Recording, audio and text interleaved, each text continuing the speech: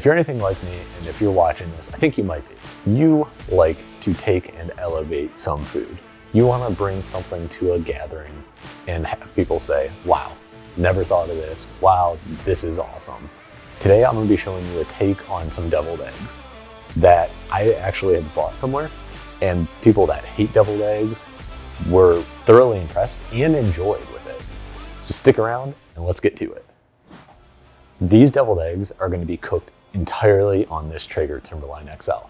So we've got the grill set for 350 degrees. We're going to throw these eggs on there directly onto the grates.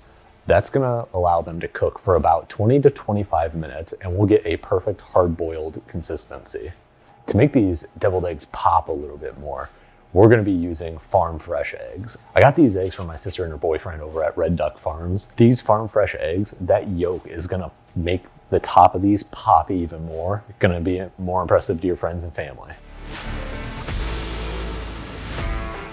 One thing that's kind of nifty is when you cook eggs on the grill, you'll see that they end up getting all kinds of spots on them. I think that's a good indication to know when they're ready.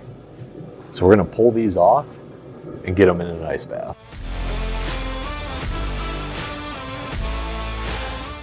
The key thing about the ice bath is that it's going to stop these eggs from cooking.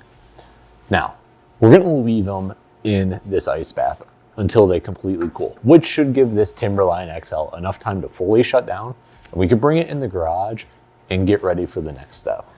One of my favorite things about this Timberline XL here is this side burner that is an induction burner. It's the perfect accessory to have an all-in-one grill without having to go inside and do things. Right now, this induction burner is set on their turbo setting.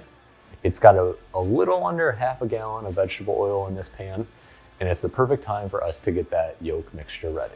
The one thing I hate, the one thing I dread the most about hard-boiled eggs or deviled eggs in any fashion is the peeling of an egg. It's worse than watching paint dry. So let's get this over quickly. Now that that absolute misery of peeling these eggs is over with, we're gonna get these things split and we'll get that yolk mixture ready.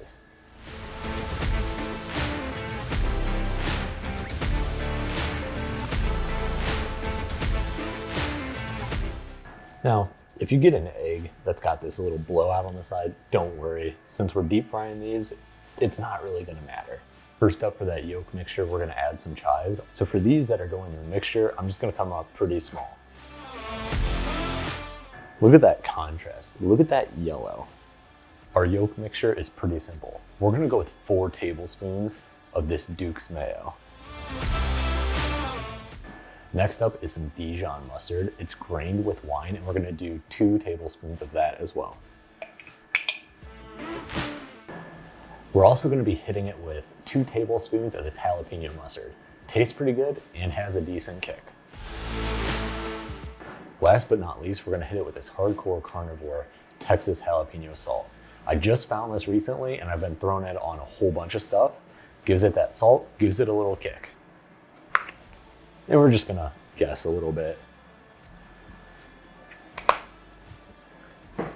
Finally, let's mix this up. To allow our yolk mixture to be a little bit smoother and consistent, we're gonna add some apple cider vinegar. Not a whole lot, just a little bit.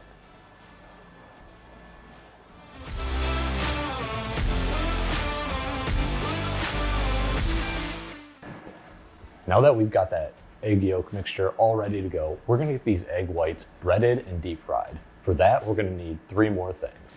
The first thing we're gonna need for these egg whites is a little bit of flour. We're gonna dunk the egg whites into the flour. The next thing we're gonna need for the egg whites to be breaded and fried is eggs. We're gonna crack these, mix them up real quick, that's all. The last thing we're gonna dip these egg whites into is these panko breadcrumbs.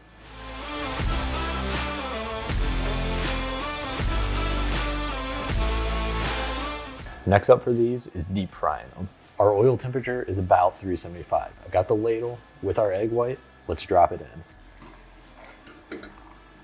Now, remember, we're not trying to cook it anymore. We're just trying to get it nice and browned. So this, all it took was a couple seconds. While those were frying, we went in, grabbed a Ziploc bag, cut the corner off. We're gonna use this as a piping bag. So let's throw this yolk mixture right in. All right, we got our filler ready. Let's go ahead and fill these guys up.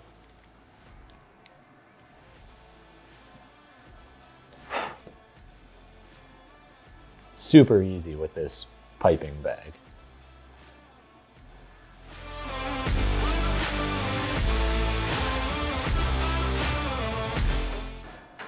Final thing we gotta do is chop up a little bit more chives to decorate them a bit. These chives I cut a little bit bigger. We could hit them with a little paprika to add a little bit more color. Last but not least, some chives over top of them all. These things look great, they smell great. I had to fend my fiance off of them just so that we could get the first taste. And I think it's time.